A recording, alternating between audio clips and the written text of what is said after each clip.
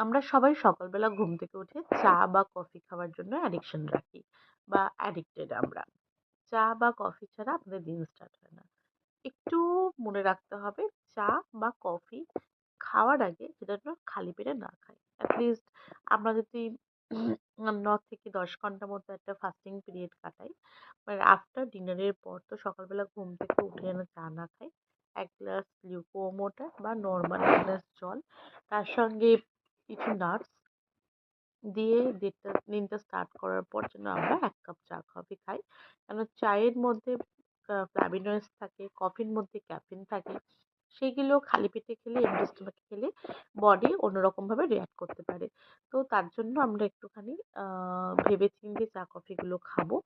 আর milk টিটা বা milk কফিটা আমরা এভয়েড করব। কেন milk is not the familiar with tea or coffee. So milk একটা আলাদা পোরশন। তো মিল্কের সঙ্গে টি কফিটা জয়েন করলে টি কফির যে অ্যাকচুয়ালি গুণ থাকে সেটা নষ্ট হয়ে যায়। তো আমরা যেটুকু খাচ্ছি সেটুকু আমরা স্মার্ট চয়েস করে খাবো। ওকে?